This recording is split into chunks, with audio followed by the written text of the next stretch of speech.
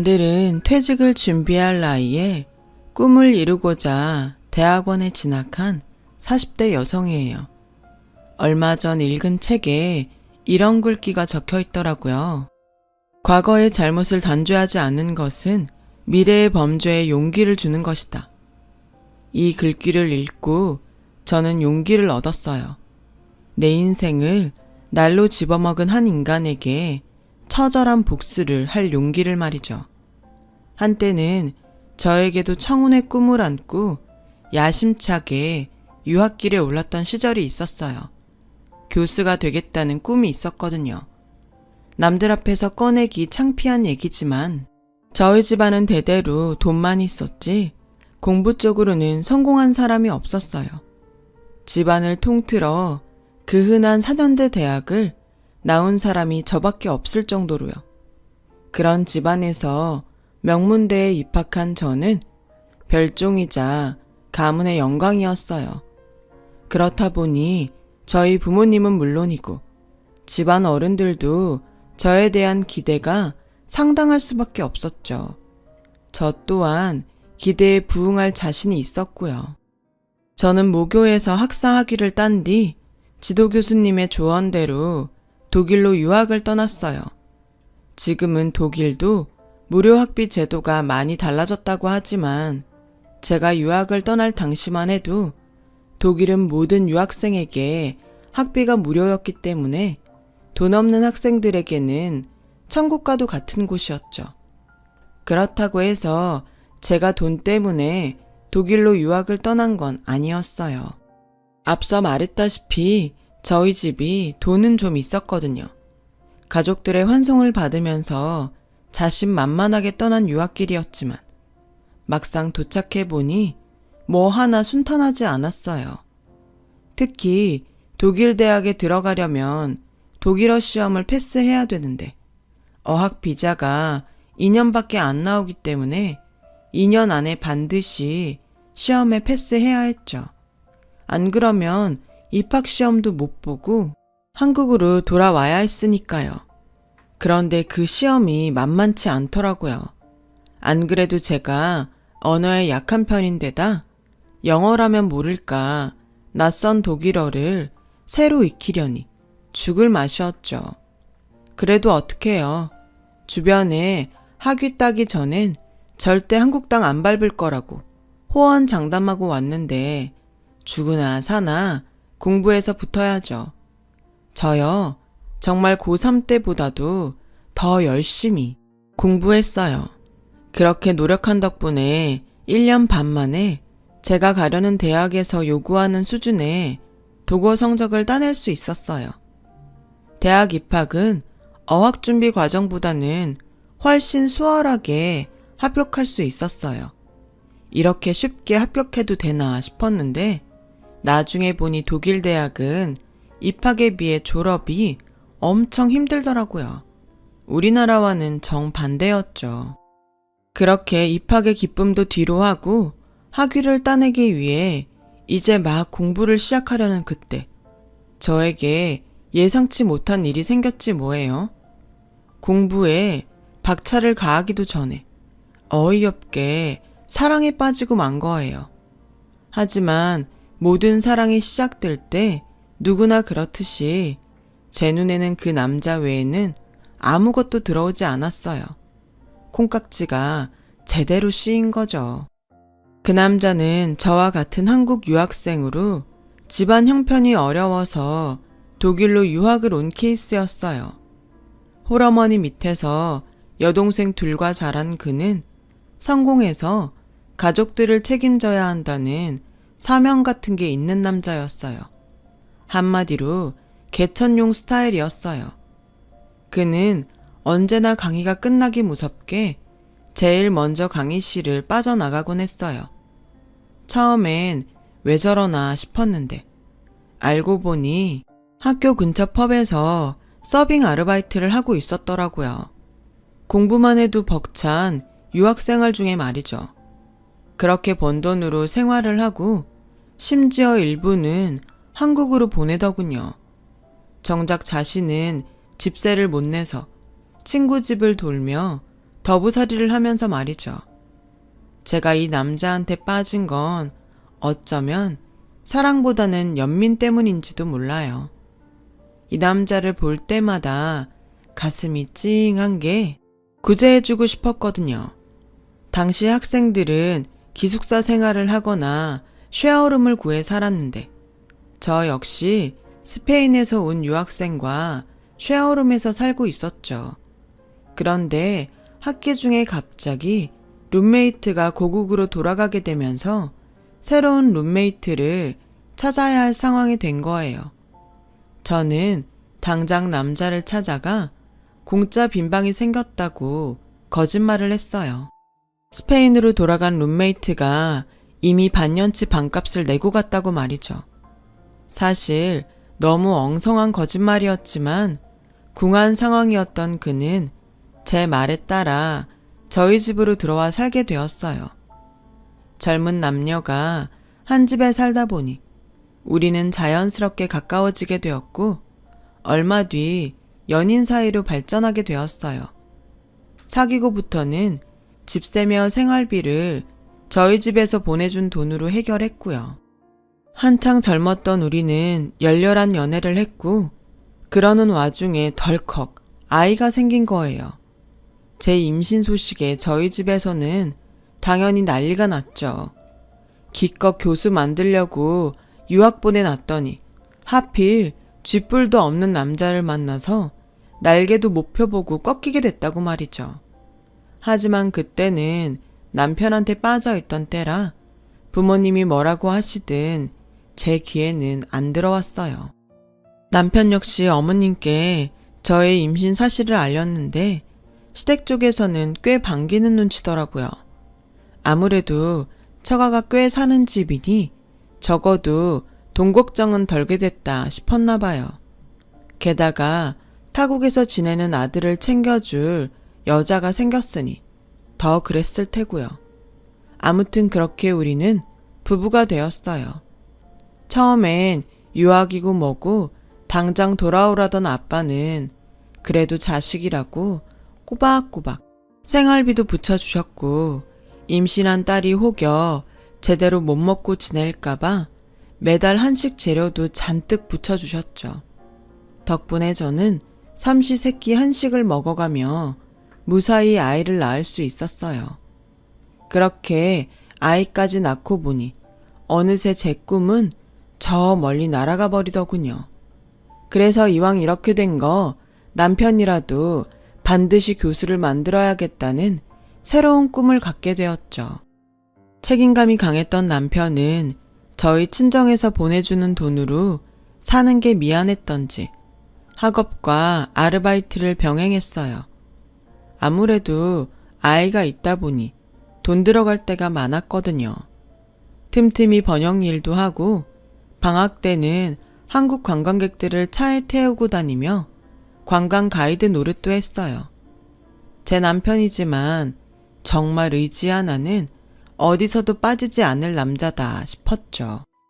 그리고 드디어 남편이 박사학위를 따게 되었고 우리 부부는 한국으로 돌아갈 준비를 하고 있었어요. 그러던 어느 날이었죠. 남편이 누군가 통화를 하고 있었는데 통화를 하는 내내 꽤 심각한 표정으로 한숨을 푹푹 내쉬더군요. 통화를 마친 남편한테 누구랑 통화를 했냐고 물으니 어머님이라고 하더군요. 그래서 집에 무슨 일 있냐고 물었죠. 그랬더니 남편은 대뜸 여보, 우리 귀국을 좀 미루면 안 될까? 당장 한국으로 돌아간다고 해도 강의 자리가 바로 나는 것도 아니고 보나마나 생활하기도 버거울 텐데 비자 기간도 남았으니까 1년만 더 살자. 솔직히 저는 당장 한국으로 돌아가고 싶었지만 남편이 이런 부탁을 하는 데는 그럴 만한 이유가 있을 거란 생각에 한국행을 고집할 수만은 없었어요. 그래서 이유를 물었어요. 그랬더니 남편이 그러더군요. 유학생활도 처가 도움받아 했는데 한국에 정착하면서도 처가에 손을 벌리는 게 솔직히 너무 창피해서 그래. 어머니도 장인 어른 볼 낯이 없다시고 여기서 1년 동안 바짝 벌어서 월세집 보증금이라도 만들면 안 될까? 그래, 당신 뜻이 그러면 그렇게 하자. 남편 체면이 달린 일이라 결국 저는 남편 뜻에 따르기로 했어요. 그렇게 동일 생활을 1년 연장한 우리 부부는 닥치는 대로 일을 해서 돈을 모으기 시작했어요. 그리고 얼추 월세 보증금 정도를 만들 수 있었죠. 사실 그럴 수 있었던 건 남편 몰래 친정 엄마가 매달 보내준 생활비 덕분이었지만요. 그렇게 1년을 더 독일에서 보낸 우리는 다음에 한국으로 돌아갈 수 있었어요. 한국에 돌아와서는 한동안 친정에서 지내다가 월세집을 구해 이사를 했어요. 이때도 친정 부모님께서 남편 몰래 돈을 보태주셨고요. 그렇게 독립을 한 우리 부부는 당장 생활비를 벌어야 했기에 급한 대로 번역 일을 찾아서 했어요. 그러는 중에도 남편은 지도 교수님과 학부 선배들을 찾아다니며 강사 자리를 알아보기도 했고요. 하지만 한 해에 대학에서 배출되는 박사학위 소유자가 몇인데 자리가 쉽게 나겠어요. 한 1년간은 농부가 씨 뿌리는 심정으로 결혼식장과 장례식장을 쫓아다니며 교수님과 선배들한테 얼굴 도장 찍기에 바빴죠. 그렇게 시간과 돈을 들인 덕에 남편은 경기권에 있는 대학에 시간 강사로 나가게 되었어요. 하지만 강단에 서게 됐다는 기쁨도 잠시, 통장에 찍힌 월급을 보고는 좌절하지 않을 수 없었죠. 이건 뭐 패스트푸드점 알바생보다 못한 벌이었으니까요. 거기다 경기권이라 차를 끌고 다녀야 해서 유류비도 장난이 아니었거든요. 그래서 저는 친정 부모님께 아이를 맡기고는 본격적으로 구직에 나섰죠. 안 되면 설거지 알바라도 할 생각으로요. 엄마는 그러지 말고 남편이 전임자리 얻을 때까지 아빠 도움을 받으라고 하셨지만 벼룩도 낯짝이 있지. 우리 부부 유학생활도 부모님 도움으로 했는데 더는 낯뜨거워서 손 못 벌리겠더라고요. 그러던 차에 선배가 하는 학원에 강사 자리가 났다고 해서 저는 당장 출근을 하기로 했어요. 제가 학원에 나가는 시간에는 남편과 친정 엄마가 번갈아 아이를 봐주었어요. 그러다 남편이 강의 나가는 대학이 몇 개 더 늘어서 아예 친정의 아이를 맡기게 되었죠. 부부가 양쪽으로 벌어들인 덕에 조금씩 생활은 안정을 찾아갔고 월세집에서 전셋집으로 이사를 할 수 있었어요. 그러는 사이 우리 아들은 초등학교에 입학을 하게 되었고요. 그러던 어느 날이었어요. 남편이 술에 취해 돌아왔더라고요. 표정을 보니 밖에서 무슨 일이 있었던 게 분명한데 통 말을 안 하더군요. 그렇게 며칠이 지났는데 뜬금없이 남편이 그러는 거예요. 나 그냥 다른 일 알아볼까? 시간 강사 해봐야 돈도 안 되고 전임 된다는 보장도 없는데. 그게 무슨 소리야. 그동안 고생해놓고 이제 와서 포기한다고? 안 돼. 내가 누구 때문에 공부 포기했는데 당신이라도 교수 돼야 내가 덜 억울하지. 당신 무슨 일 있지? 숨기지 말고 말 좀 해봐. 그제야 남편은 며칠 전 있었던 일을 얘기했어요. 학부장이 대놓고 그러더래요.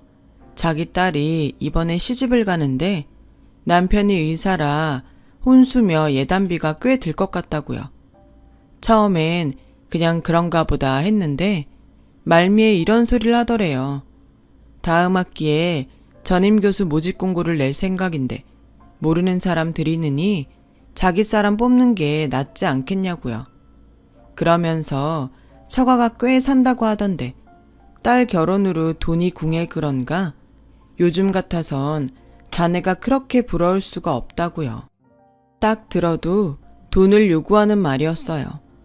남편 역시 그 말뜻을 알고는 있지만 차마 제게 돈 얘기를 꺼내기 어려웠던 거였죠. 그 돈 내가 만들어줄게. 오늘 가서 학부장한테 정확히 얼마가 필요한지 물어보고 나한테 전화해. 내가 무슨 수를 써서라도 그 돈 꼭 마련할 테니까. 알았지? 말은 이렇게 했지만 사실 저라고 돈 구할 방법이 있는 건 아니었어요. 그래도 지금까지 어떻게 버텼는데 이렇게 기회를 놓칠 수는 없겠더라고요. 학원에 출근을 하기 전에 일단 주거래은행에 들러 대출 상담을 했어요.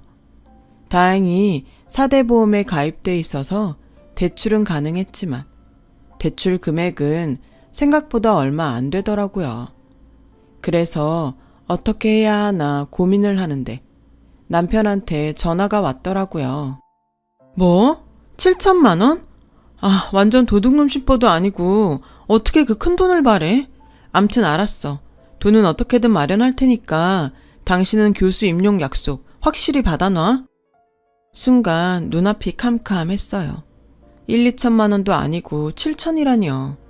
로또라도 당첨되지 않는 한 제 선에서 구할 수 있는 돈이 아니었어요. 그래서 아빠를 찾아갔어요.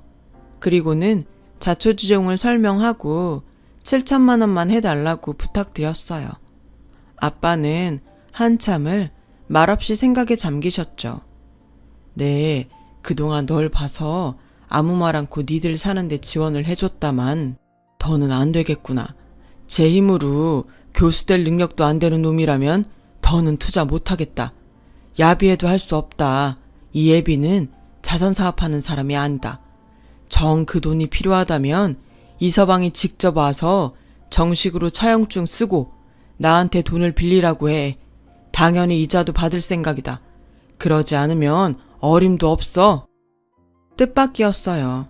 아빠가 그렇게 나올 줄은 몰랐거든요. 퇴근 후 남편한테 그 얘기를 했더니 남편도 내심 놀라는 표정이었어요. 그래도 어쩌겠어요. 우리 부부한테 그 큰 돈을 빌려줄 사람은 아빠뿐인걸요. 결국 남편은 아빠 사무실로 찾아가 차용증을 쓰고 변호사 사무실에서 공증을 받고서야 돈을 빌릴 수 있었어요. 우여곡절 끝에 남편은 전임 교수가 되었고 저는 아빠한테 빌린 돈을 갚기 위해 식당 설거지까지 해야 했어요. 물론 남편한테는 비밀로 하고요. 그렇게 7년을 꼬박 일해서 결국 저는 아빠한테 빌린 돈을 다 갚을 수 있었죠. 교수 월급이 얼만데 설거지를 하며 그 돈을 갚았냐고 하겠지만 거기엔 그럴 만한 이유가 있었어요. 시댁이 워낙 가난해서 시누이 둘을 시집 보내는데 우리가 돈을 보태줘야 했거든요. 거기다 자리가 자리인지라 남편이 밖에서 쓰는 돈도 만만치 않았고요. 주머니에 구멍이 많으니 돈이 모일 틈도 없이 빠져나가기 바빴죠. 그러니 어쩌겠어요. 저라도 벌어서 갚을 수밖에요. 그런데 이게 다 헛짓이었더라고요. 꼭 믿는 도끼가 발등을 찍더라고요. 늦은 밤이었어요. 엄마가 울먹이는 목소리로 전화를 했더라고요. 아빠가 욕실에서 쓰러지셨다고요. 발견하자마자 바로 응급실로 갔지만 발견하기까지 시간이 꽤 흘러서 가망이 없다고 했다나 봐요. 저는 당장 남편을 깨워서 병원으로 달려갔어요. 늘 당당하던 아빠가 산소호흡기에 의지해 간신히 숨을 쉬고 있는 모습을 보자 눈물이 멈추지 않더라고요. 엄마는 거의 혼이 나간 사람처럼 병원 복도 의자에 주저앉아 있었어요. 그런 엄마를 보니 나라도 정신을 차려야겠다는 생각이 들더군요. 남편은 다음날 강의가 있어서 집으로 보내고 저는 엄마를 모시고 친정으로 향했어요. 중환자실 면회 시간이 정해져 있어서 병원에 남아있어 봤자 아빠를 볼 수도 없었거든요. 그날 이후 저는 엄마를 모시고 면회 시간마다 아빠를 보러 갔어요. 아빠는 중환자실에 들어간 지 3일째 되는 날, 결국 세상을 떠나시고 말았죠. 슬픔이 가실 틈도 없이 장례 절차가 시작됐고 형제가 없는 저는 남편한테 전화를 했어요. 그런데 글쎄 남편이 못 온다지 뭐예요. 아, 어떡하지? 나 지금 공항이야. 제주도에서 학회가 잡혀서 내가 당장 못 갈 것 같은데. 뭐? 그걸 말이라고 해? 그깟 학회가 장인 장례식보다 중요해? 당신이 어떻게 우리 아빠한테 이럴 수가 있어? 어떻게 이러냐고. 그래, 마음대로 해. 그 잘난 학회 가서 교수 노릇이나 실컷 하라고. 너무 화가 나서 전화를 끊어버렸어요.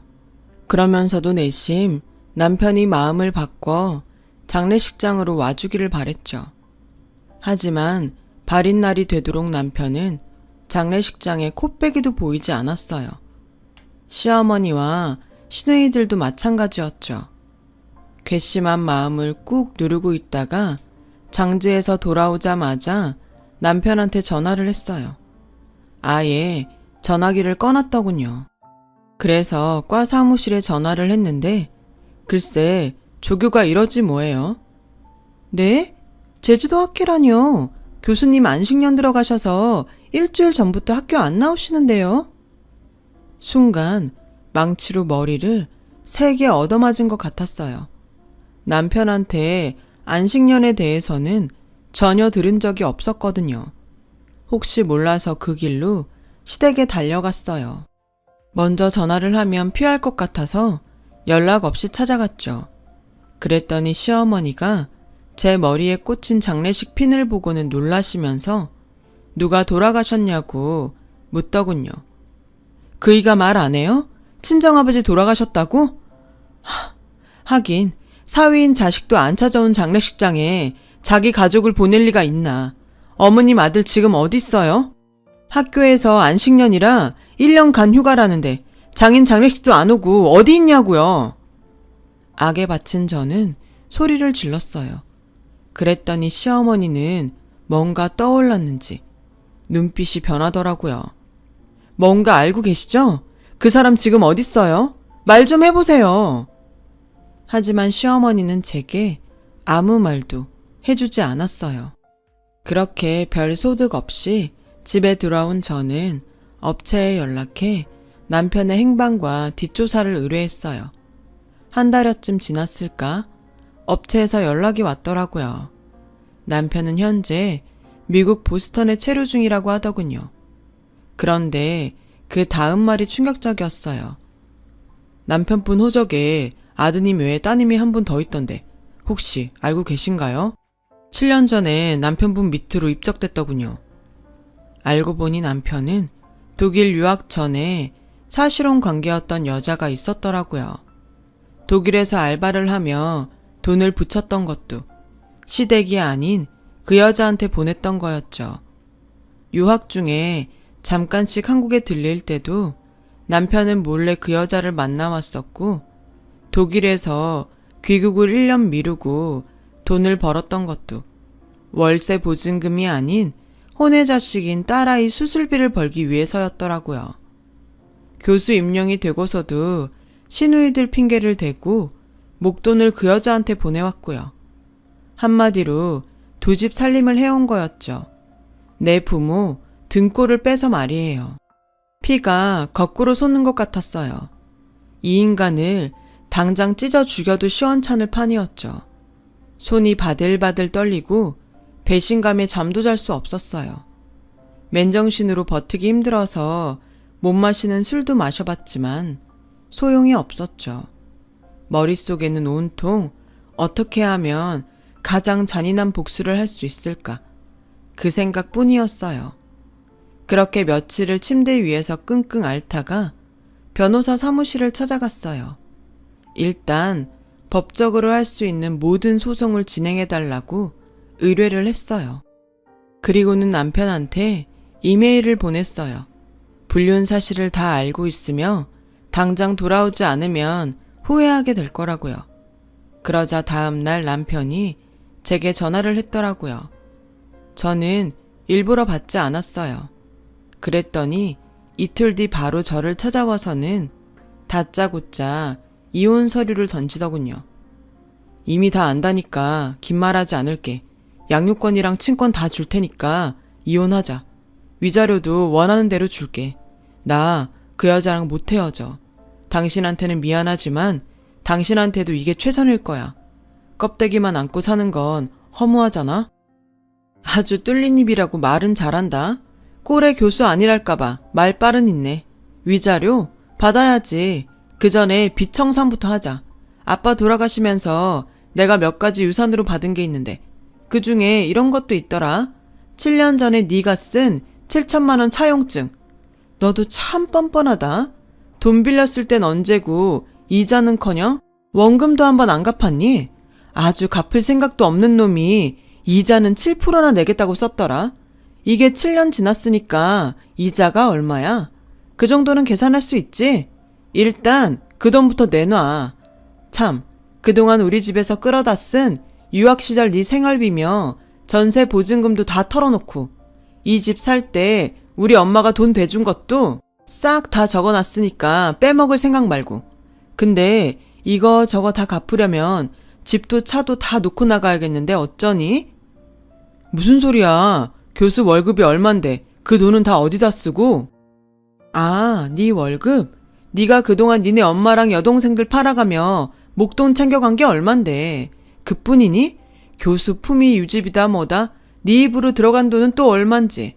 따지고 보니까 우리 집 생활비는 거의 내가 번 돈으로 해결했더라. 물론 정확한 계산은 내 변호사가 아주 꼼꼼하게 정리해서 제출할 테니까 걱정 꽉 붙들어 매셔. 아참, 그리고 말이야. 무엇보다 나는 내 인생을 말아먹은 네가 행복한 꼴은 죽어도 못 보겠어. 그래서 받은 대로 돌려주려고. 기브앤테이크는 확실해야지. 그러니까 그 여자 집에 가서 기다려. 기대에 넘치도록 돌려줄 테니까. 네가 원래 거지근성이 충만해서 꽁으로 넘치게 받는 걸 좋아하잖니. 차고 넘치게 해줄게. 기대해. 남편을 내쫓은 저는 그 길로 업체에 전화해 남편네 대학 학과 게시판에 남편의 불륜 사실을 폭로하는 글을 올리도록 했어요. 내연녀가 사는 지역 맘카페에도 그 사실을 올렸고요. 정확하게 내연녀의 이름은 지칭하지 않았지만 그 여자와 그 여자가 하는 피아노 학원을 그 지역 사람이라면 누구나 알 수 있을 정도로 특정 지어서 말이죠. 동네 어디서도 얼굴 못 들고 다니도록 해줄 작정이었죠. 그 효과는 생각보다 빨리 나타났어요. 얼마 뒤 내연녀의 피아노 학원은 학원생 이탈로 문을 닫게 되었고 남편은 대학에서 해임되었거든요. 위자료와 양육비, 저희 친정에서 끌어다 쓴 돈까지 다 합산하니 정말 남편은 맨 몸뚱이 하나 남더군요. 처음 저를 만났던 그때처럼요. 집도 없고 돈도 없고 직업도 없는 남편은 결국 내연녀한테도 버림받았어요. 그렇게 죽고 못 살더니 그들의 사랑은 고작 그 정도더라고요. 이혼을 한 저는 집을 전세 놓고 아들을 데리고 친정으로 들어갔어요. 그리고 얼마 전 모교 대학원에 진학해 석사과정을 밟고 있어요. 이제 와서 교수가 되겠다는 건 아니지만 적어도 후회를 남기고 싶지 않아서요. 그런 제 결정을 누구보다 지지해주는 건 제 아들이에요. 앞으로 남은 인생은 누구누구의 엄마가 아닌 멋진 여자로 살기를 바란다나요? 비록 남자 보는 눈은 없었지만 제가 아들 하나는 기가 막히게 낳은 것 같아요. 그래서 앞으로는 아들 앞에 부끄럽지 않게 당당한 여자로 살 생각입니다. 지금까지 제 사연을 들어주셔서 감사드려요. 당당한 삶을 즐겁게 살아가시기를 진심으로 바랍니다. 여러분, 사연 댓글에 응원과 현명한 조언 부탁드려요. 좋아요와 구독은 저에게 큰 힘이 됩니다. 오늘도 좋은 일 가득하세요.